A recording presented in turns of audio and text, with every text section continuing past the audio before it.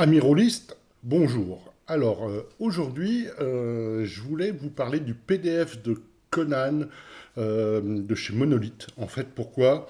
Euh, il y a un financement participatif qui va bientôt démarrer, en fait, pour le nouveau jeu de la franchise Conan. Alors, pour la petite histoire, au moment du remaniement des droits de Ward, je crois, en général, ce qui s'est passé, c'est que Modifus a perdu la licence de Conan, et Monolith l'a récupéré, et donc du coup va nous proposer un nouveau jeu. Alors il faut savoir que moi j'ai beaucoup aimé la version Modifus de D20.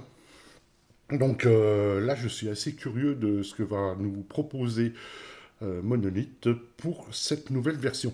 Alors le financement de chez Monolith va commencer dans les prochains jours, je crois. Donc c'est le moment en fait de jeter un coup d'œil à ce Kickstarter donc qui est téléchargeable absolument gratuitement. Je pourrais peut-être vous mettre le lien en fait dans la vidéo si ça vous intéresse. Donc bon, voilà. Donc le PDF de Conan. Bien. Donc voilà. Donc déjà on se retrouve avec quelque chose de joli en termes de présentation. Hein, vous voyez, voilà, bienvenue dans un. On va vous présenter un peu le monde en lui-même. Alors enfin, on va pas vous le présenter dans ce Kickstarter. Enfin, dans ce PDF de découverte, on va juste survoler un peu le monde de notre célèbre barbare et vous proposer en fait le système de jeu et un scénario avec des pré-tirés à la fin. Bon, voilà. Alors, on va regarder ça ensemble. Alors, donc, vous voyez, la maquette est assez claire, tout ça, moi j'aime bien. Donc, les thèmes fondamentaux, en fait, de Conan sont abordés, hein, voilà. Donc, en fait, ce qu'on nous met, c'est gros risques, grosses récompenses, un jeu de sword and sorcery, du souffle héroïque, oui, bah, effectivement, on est dans Conan. On vous parle aussi, là, vous avez ici tout un petit laïus sur la sécurité émotionnelle. Bon, ok. Euh, et ensuite, on vous présente en fait la naissance d'un héros, c'est-à-dire alors, naissance d'un héros. Il faut bien savoir que dans ce PDF de base, ce PDF de présentation, il n'y a pas les règles, bien entendu, de création de personnage. Hein. Vous allez jouer, il y a un scénario et il est joué avec des pré-tirés. Donc, mais on vous décrit comment est caractérisé un personnage dans ce nouveau jeu. Donc, qu'est-ce qu'on y apprend? On y apprend qu'il y a des attributs, hein, au nombre de 4. Il y a la force, la finesse, la ténacité et l'esprit. Alors, la ténacité, c'est l'endurance, grosso modo. L'esprit, bon, bah voilà, l'éloquence, les facultés rhétoriques. Et la force, bon, on va pas on va pas s'attarder là-dessus. Et la finesse, bah, c'est tout ce qui est adresse, tout ce qui est agilité. Voilà.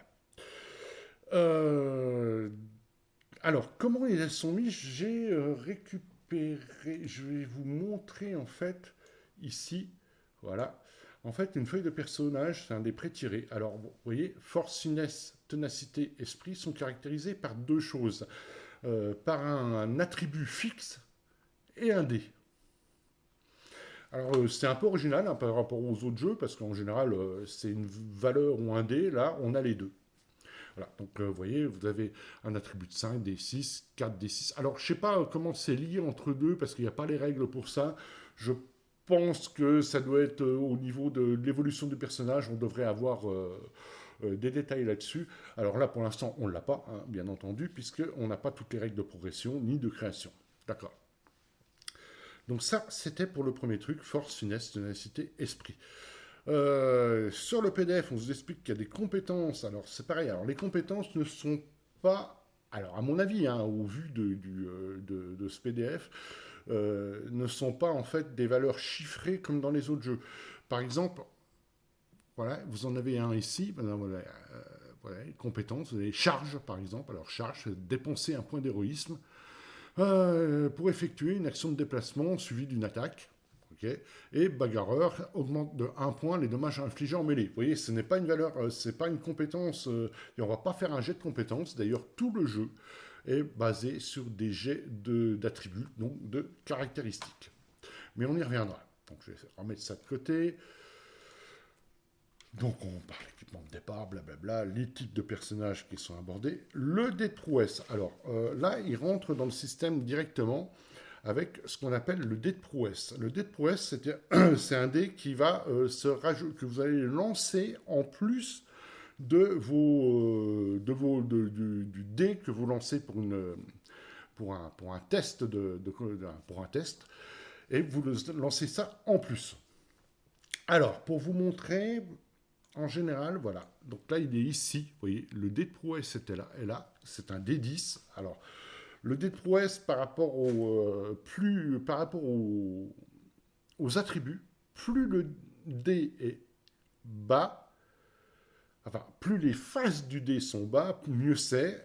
Alors que pour les attributs, c'est le contraire. Hein. On commence avec un D10. Vous allez vite comprendre pourquoi. Parce que quand vous lancez en fait votre dé de prouesse, si vous faites un 10, eh ben, c'est une prouesse. Alors que autre chose, c'en est pas. Donc forcément, quand vous allez dégrader ce dé avec l'expérience, hein, je pense que c'est avec l'expérience, enfin c'est pas en cours de jeu, donc votre D10 il va sûrement passer à un D, je sais pas, un D8, un D6 et un D4. Donc forcément, si vous finissez par un D4, ça veut dire que vous avez une chance sur 4 de déclencher une prouesse. Quand vous lancez le D10, vous avez une chance sur 10 de lancer d'effectuer une prouesse, bien entendu. Donc c'est quand on fait le maximum sur le dé de prouesse que ça va déclencher une prouesse. Alors, je vais vous parler des tests avant et vous montrer comment en fait le jeu est conçu à ce niveau. Et on va revenir sur la prouesse en même temps. C'est-à-dire, voilà, la difficulté, enfin, quand vous faites un test, en fait, de n'importe quoi, que ça soit un test, je ne sais pas, pour grimper, par exemple, ou alors un test de combat, ça se fait toujours sur une des caractéristiques. Et qu'est-ce que vous faites? Vous lancez le dé plus la valeur de l'attribut. C'est assez bizarre, enfin c'est assez étonnant parce que pourquoi lancer en fait, pourquoi avoir deux valeurs, je sais pas, peut-être qu'elles montent pas en même temps, après je sais pas. Donc là par exemple si vous faites, je sais pas, vous essayez de soulever quelque chose de très lourd, genre un rocher, une herse, que sais-je, et ben vous allez lancer un D6 plus 5. Et vous allez devoir battre une difficulté qu'on trouve ici, là, vous voyez. Donc la routine, il n'y a pas de jet de dés. Facile, c'est entre 4 et 6. Modéré, entre 7 et 9. Ardu, entre 10 et 12. Et épique, entre 13 et plus. Voilà. Ça, c'est tout le système de base est basé est là-dessus. Et c'est pas plus compliqué que ça. Alors, si on prend la feuille de perso, donc par exemple, comme je disais, soulever une herse, ça va être, vous allez lancer un des 10, un des 6, plus 5, plus votre dé de prouesse. Enfin, plus. Et le dé de prouesse à côté, on va dire. Le dé de prouesse ne s'ajoute pas hein, au dé d'attribut. C'est juste pour voir si vous réalisez une prouesse. Et une prouesse, si elle se déclenche, en fait, voilà, vous avez le choix entre plusieurs effets. Donc vous avez héroïsme. Le personnage obtenant une prouesse sur un jet de dés peut gagner un point d'héroïsme. Oui, pourquoi? Parce qu'en fait, dans la feuille de personnage, vous voyez, vous avez la prouesse qui est ici et les points d'héroïsme qui sont ici. Et là, c'est des points. Hein. Là, c'est un dé, là, c'est des points. Vous verrez ce qu'on peut faire avec des points d'héroïsme. Donc voilà, donc si vous réussissez une prouesse, vous allez gagner un point d'héroïsme, par exemple. Ou alors, vous pouvez choisir que, admettons, votre jet de dé était un échec. Si vous avez eu, sur votre dé de prouesse, vous avez réussi la prouesse, en fait, ce n'est pas un échec, c'est un succès. Hein, ça va transformer un échec en succès. Et vous pouvez, sur les jets de dégâts, quand vous lancez votre prouesse, faire un coup critique. Et donc, en fait, vous ajoutez le résultat maximum qui correspond au dé de dommage de l'arme. On verra ça plus tard. Voilà, en gros, ça, c'est tout le système de base. Donc, bien entendu, alors, on vous parle du combat. Hein, alors, ce qu'on parle de conflit, en fait, c'est quand on va avoir un jet d'opposition, grosso modo. Hein.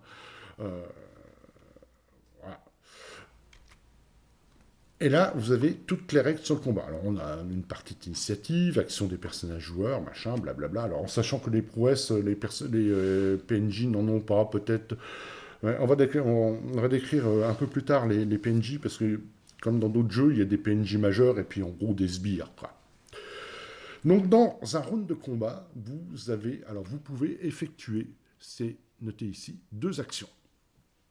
Alors, et ces 2 actions, bah, ça peut être, voilà, vous voyez, vous avez le type d'action et le nombre de points d'action que ça coûte. Vous remarquerez qu'une attaque, ça coûte une action, et c'est tout. Ce qui veut dire c'est une action standard, donc si vous voulez faire 2 attaques, bah, vu que vous avez 2 actions, bah, vous pouvez le faire. Hein, l'attaque est une action comme une autre. Alors, si vous vous déplacez et que vous attaquez, bah, ça vous coûte 2 points d'action. Manipuler quelque chose, ramasser quelque chose, c'est un point d'action. Qu'est-ce qu'on a? Attaque ciblée. Euh, oui, c'est quand vous ciblez quelque chose, donc ça va vous coûter 2 points d'action, c'est plus lent. Si vous mettez en posture défensive, ça vous donne un bonus de défense. Hein. Donc en fait, vous pouvez choisir de faire 2 attaques, mais dans ce cas-là, vous n'avez pas de bonus de défense. Si vous choisissez de vous mettre en posture défensive, vous pouvez faire une attaque et bénéficier d'un bonus de défense, mais dans ce cas-là, vous ne ferez qu'une seule attaque. Lancer un sort, une action gratuite, bon, ça c'est des conneries habituelles, et voilà. Et puis toute action autorisée par le MJ, bon, voilà, qui ne sont pas couvertes par les règles, ok. Non, ça c'est à la discrétion de chacun. Alors, action sur les ennemis, vous voyez, bon, là, on vous parle de la portée, vous avez une portée courte, moyenne, blablabla, donc ça c'est pour les tirs, ok. Bon, on va pas détailler, hein, ça c'est plutôt classique. Et voilà, donc pour faire une attaque, en fait, le personnage doit d'abord déterminer le type, est-ce qu'on est une attaque de mêlée, ou une attaque de distance, ou une attaque magique. Alors, vous avez 3 types d'attaques différentes. Une attaque de mêlée, bah, si vous donnez par exemple un coup d'épée, qu'est-ce que ça va être? Ça va être l'attribut force qui va être testé. Et, vous voyez, sur 2 personnages, vous avez une défense physique et une défense magique. Donc, qu'est-ce que ça veut dire? Ça veut dire que le jet de force, par exemple, pour vous mettre un coup d'épée dans la poire, bah, un des 6 plus 5, il va devoir dépasser 6. Pour dire que ça va être relativement facile sur ce personnage. Hein. Si vous lancez un D6 plus 5, bah, ça passe à tous les coups. Hein, je ne me trompe pas. Attaque et dommage, blablabla. Vous faites. Voilà. Finesse, les attaques magiques, l'esprit, et la force pour les attaques physiques. Voilà, le résultat final est ensuite comparé à la valeur de défense de la cible. Donc défense physique, donc c'est bien ce que je dis. Alors si vous vous êtes mis en posture défensive, votre défense physique augmente de 2, vous passez à 8 par exemple. Alors le pré-tiré là, c'est un barbare en fait. Hein. Donc tout le monde n'a pas un D6 plus 5 par exemple. Les modificateurs et les états hein, font si vous êtes embusqué, si vous êtes en infériorité numérique, tout ça c'est pris en compte. Et vous avez à la fin les armures et indices. Pourquoi? Parce que en fait, ce qu'il faut voir, c'est qu'une fois que vous avez touché, bah, vous allez devoir faire un jet de dégâts. Et un jet de dégâts, jet de dégâts, il faut que je le retrouve, blablabla, armure et dommages, ouais, oui, c'est là. Voilà, les dommages d'attaque de mêlée, on va parler de ça. Donc vous prenez la valeur de votre attribut de force, donc la valeur, donc c'est 5 là ici, et vous allez lancer le jet de dégâts de l'arme, par exemple épée à 2 mains, c'est un D12. Donc, pour résumer, pour toucher quelqu'un, c'est votre dé qui est dans votre attribut de force plus sa valeur. Vous devez passer la défense physique de votre adversaire. Et si vous le faites, eh ben vous lancez les dégâts de l'arme, donc un dé de dégâts de l'arme, plus la valeur de l'attribut fixe là. Donc dans ce cas, par exemple, un coup d'épée à 2 mains, ça va être un dé 12 plus 5. Voilà. Et ça va être déduit de vos points de vie. Là, par exemple, celui-ci en a 40. Hein, vous voyez. Mais avant de les déduire du point de vie, il faut regarder si effectivement vous avez une armure qui va vous protéger. Donc l'indice de protection est ici. Une armure légère vous protège de 3, une armure moyenne vous protège de 5, et voilà. Et vous avez éventuellement des pénalités. Alors là, vous voyez, une armure légère, vous avez -1 à toutes les attaques magiques, -1 à tout déplacement furtif, etc. Donc il va y avoir des pénalités en fonction de l'armure que vous allez porter. Donc les points de vie, en gros, voilà, quand vos points de vie tombent à 0, vous vous effondrez, vous êtes grièvement blessé, vous êtes inconscient à l'article de la mort. Hein, vous devez faire un jet de ténacité. Alors vous pouvez utiliser un point de prouesse pour le transformer en réussite. Un échec, vous êtes mort. Si vous réussissez, en fait, vous restez cloué au sol, vous ne pouvez plus bouger, mais au moins vous êtes vivant et à la fin du combat, vous reviendrez à un point de vie. Alors il y a éventuellement des sorts, des sortilèges magiques qui vont pouvoir vous remettre à un point de vie à ce moment-là.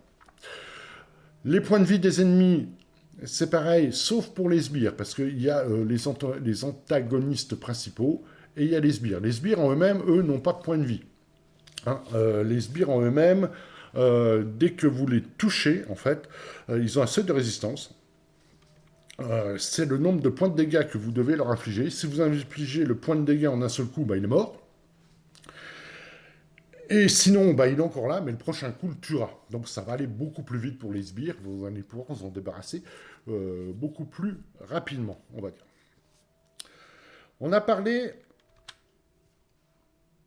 du point de prouesse, des dés de prouesse, donc ce qui vous donne certaines actions que vous pouvez faire avec ces dés de prouesse, et vous avez des points d'héroïsme. Alors les points d'héroïsme, voilà ce que vous pouvez en faire. Vous pouvez faire un déplacement supplémentaire, bon, ok, d'accord, augmenter de 1 le résultat d'un dé, ou de 2 éventuellement, si vous dépensez 2 points. Augmenter les dommages d'une arme de 1d4, des dégâts physiques de 1d4 ou de 2d4 si vous dépensez 2 points, augmenter la portée d'une arme, machin, et si vous dépensez votre dernier point d'héroïsme, en fait, vous pouvez appliquer une prouesse coup critique.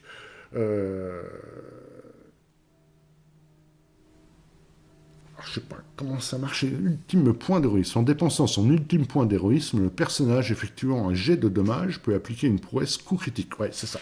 Donc votre dernier point d'héroïsme, vous allez pouvoir le transformer en coup critique éventuellement. Bon, vous avez les règles de poison, machin. Ok, je vais passer ça rapidement. Et on arrive sur le gros chapitre de la sorcellerie. Alors, la sorcellerie, là, on a dans ce kit de découverte uniquement la magie blanche. Alors, je ne sais pas si ce sera possible ou pas de jouer vraiment des sorciers, vous savez, les sorciers dans Conan, en général, les sorciers, c'est pas des gens qu'on aime beaucoup, mais en tout cas, le Conan de Modiphius permettait d'en jouer, et d'ailleurs, à ma table, j'ai un sorcier avec des pactes avec des démons, tout ça, et je trouve que ça donne une belle synergie, et puis des personnages jouant en couleur. Là, je ne sais pas si on va pouvoir le jouer, et en tout cas, on vous propose que la magie blanche, là, pour l'instant, avec, vous avez 2 sorts, un sort de guérison, puis un appel du loup. C'est ce qui va être donné, en fait, sur le pré-tiré. Un sort de guérison, ça va redonner des points de vie, et l'appel du loup, en gros, un familier. Bon, alors là, je suis un peu... je vois pas la magie comme ça dans Conan. Hein. Là, on est plus. Je trouve qu'on est. Enfin, en tout cas, sur cette kit, je ne veux pas préjuger du produit final, du livre de base complet, mais à ce niveau-là, je trouve qu'on est quand même un peu dans de la magie classique et je ne retrouve pas, en fait, la magie un peu sauvage, la magie un peu destructrice, la magie un peu qui fait peur des romans de Ward. On retrouve bien sûr le signe de Jebal-Sag, hein, qui est le dieu des bêtes, par exemple. Bon, voilà. Et pour déclencher, vous voyez, il n'y a que 2 pages hein, sur la sorcellerie, donc c'est vite abordé. Et vous allez devoir, pour lancer un sort, voilà, il faut que vous ayez le lancer de sort, doit dépenser un certain nombre de points de vie. ou de points d'héroïsme. Donc pour lancer un sort, il faut dépenser des points de vie ou de l'héroïsme, ok, pourquoi pas. Et lorsqu'il lance un sort et vous avez une compétence de sorcellerie qui vous permet d'accéder à la sorcellerie. Et voilà, et vous allez devoir faire un jet, crois. Alors je crois que c'est un jet d'esprit si je ne me trompe pas, et vous devez battre la défense magique de votre adversaire. Donc à ce niveau-là, le système est assez cohérent dans son ensemble, on utilise les mêmes procédures. On va vous donner des conseils de maîtrise de partie, on va vous dire que c'est des scènes de combat dynamiques, et vous avez à la fin un scénario. Alors, je ne sais pas pourquoi on est à Rome là, parce que ça c'est le Panthéon. Oui, c'est le Panthéon, ça. C'est clair, c'est le dôme du Panthéon. Bon, bref, peu importe, c'est pas très grave. Enfin bon, ça me fait rire. Voilà, et vous avez le saut d'Archéron, qui, alors, je vais pas vous spoiler, mais en gros, bah voilà, vous voyez, ça on est du gros classique. Cette aventure commence dans une taverne, et il y a quelqu'un qui va vous voir pour aller, en gros, explorer une tombe où on dit qu'il y a des trésors. Alors, on est dans du hyper classique. Et le scénario en lui-même, c'est en gros un petit dungeon crawl, hein, avec une ambiance un peu... Bon, voilà, c'est vraiment histoire de découvrir le système. Hein. Il n'a pas, à mon avis, d'autres ambitions. Alors, bon, j'ai un truc intéressant. Bon, vous voyez, vous avez ici la fiche d'un brigand. Donc ça, c'est un sbire. Comme vous voyez, les sbires, bon, ils ont leurs caractéristiques, mais ils n'ont pas de point de vie, et à chaque fois, un brigand peut entreprendre 2 actions. On vous donne en fait ce qu'il peut faire, ses armes, etc. Bon, c'est tout à fait classique. Donc le sbire a un seuil de résistance, donc si vous lui infligez en un coup 3 points de dégâts, en gros, il est mort, et si vous en infligez que 1 ou 2, bah, le prochain coup le tuera. Voilà, alors il semblerait que les créatures aient des compétences spéciales, ce qui peut être sympa. Euh, et en gros, voilà ce que je peux vous dire. Et on est dans un gros monstre, on dirait un Nautilus, ça, de donjon.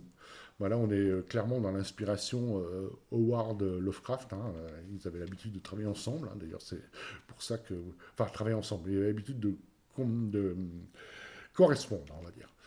Et à la fin, vous voyez, vous avez voilà, donc nos différents prêts tirés. Donc, il y en a 1, 2, 3, 4. Ça, c'est le sorcier, oui, qui a donc ces 2 compétences, guérison et appel du loup. Voilà. Et en gros, c'est tout. On arrive au bout. Voilà ce qu'on a sur ce kit de découverte. Alors, bah, je vais quand même vous parler un peu de ma petite conclusion. Alors, le système en lui-même est simple. Il est vraiment très simple. Il va se mettre entre Barbarian of Lemuria et, on va dire, le Conan de Deva. Voilà. J'ai rien à dire là-dessus d'avoir un système simple. Par contre, moi, je le trouve plus dans un système plus ou moins... Alors, parce que les dés de prouesse et les dés d'héroïsme, je ne trouve pas à voir en jeu, hein, on est bien d'accord. Mais là, comme ça, de prime abord, à la première lecture, j'ai pas l'impression qu'on est vraiment dans un système vraiment héroïque. Euh, Comme pouvait le faire en fait le système de Modifus de D20, hein, j'ai déjà fait pas mal de parties dessus, et on arrivait à des situations qu'on pouvait transformer en vraiment de grosses situations héroïques, genre je me rappelle un de mes personnages qui saute d'une tour aviaire à travers des frondaisons de 30 mètres de haut et qui arrive au sol en plantant son genou dans le sol, et enfin, vous voyez ce que je veux dire, et qui vient de réaliser une vraie prouesse. Là, le système, je ne vois pas comment il va pouvoir vous refléter ce genre de choses. Ça, c'est le premier point. Donc, je trouve qu'on est plus dans un système générique Medfan, hein, qui va fonctionner avec quelques points d'héroïsme, quelques points de prouesse, mais je trouve que ça ne va pas assez loin à ce niveau-là.